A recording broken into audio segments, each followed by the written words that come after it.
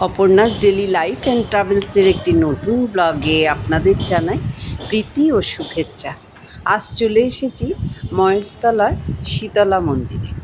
আমি এখানে একটু পুজো দেব, তাই চলে এসেছি। আমরা শীতলা মন্দিরের ভিতরে যে মন্দির, যে দেবী মূর্তি আছে, সেখানে ছবি তোলা বারণ দেখে তোমাদের জন্য ছবি তুলে দেখাতে পারলাম না। আমি আউটসাইডের মন্দিরটাই তোমাদের দেখিয়ে দিচ্ছি। দেখো, এখানে পুজো দিয়েছি, আর এইখানে বাইরে রয়েছে তুলসী গাছ রয়েছে, আর এইখানে সবাই মোমবাতি ধূপ জ্বালে। দাদাও এখানে জেলে দিচ্ছে ধূপ মোমবাতিটা, আর আমিও জেলে দিয়েছি। আর এখানে ধূপ দেখিয়ে আমরা ঠাকুরমশাইয়ের কাছে পুজোটা করে নেব। তার জন্য একটু ডাব আর মিষ্টি আর একটু নিয়ে এসেছি পুজো দেওয়ার জন্য, ফুল। আর ঠাকুরকে পুজো দিয়ে দেবো। এইটা মোমবাতিটা জ্বালা হয়ে গেলে ধূপটা দেখিয়ে নেব। ভেতরে পুরোহিত ঠাকুরমশাই আছেন, আর একজনও, দুজন রয়েছেন, ওনারা পুজোর সব ব্যবস্থা করেছেন। আর ভেতরটা দেখানো যাবে না দেখে তোমাদের দেখাতে পারছি না। দেখো, এখানটা পরিবেশটা খুবই সুন্দর, সবাই একে একে পুজো করে নিচ্ছে।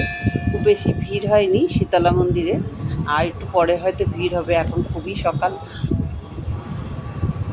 আমি সকালবেলা একটু এসেছি, খুব ভালো লাগে এখানে আসলে, তাই তোমাদেরকেও দেখালাম কেমন এই মন্দিরটা।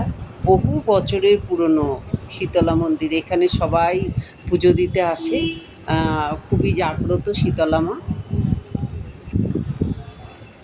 বহু বছরের পুরনো। আমরা ছোটোবেলা থেকেই এখানে এসেছি, এখনও আবার মনে হলো একটু চলে এলাম, পুজো দিয়ে গেলাম। হাওয়াতে নেমে যাচ্ছে, আওয়াজ থাকছে না, মোমবাতি জ্বালানো যাচ্ছে না।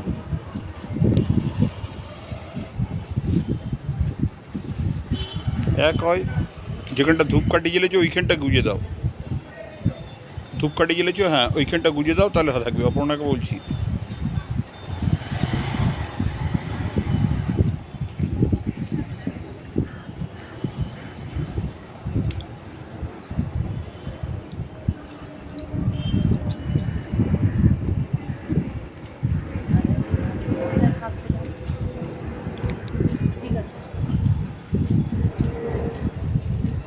হ্যালো, তোমাদের কেমন লাগছে অবশ্য করেই বলবে। আমি অপর্ণা, ওয়েস্ট বেঙ্গল, কলকাতা থেকে বলছি। তোমরা যারা জানো তো জানো, তোমরা যারা জানো না, তোমাদের জন্য নিয়ে এসেছি এই সুন্দর একটা পরিবেশে, পুজোর পরিবেশে। তা তোমাদের কেমন লাগলো তোমরা অবশ্য করেই আমায় কমেন্টস করে জানিও, আর শেয়ার করে দিও সবার মধ্যে। কেউ যদি শীতলা মায়ের ভক্তি করতে চায় বা পুজো করতে চায়, দাদা দেখে ঠাকুরকে অন্তত প্রণামটুকু করতে পারবে। আজ এই পর্যন্ত, দেখা হবে নতুন ব্লগ নিয়ে। তোমরা সবাই ভালো থেকো।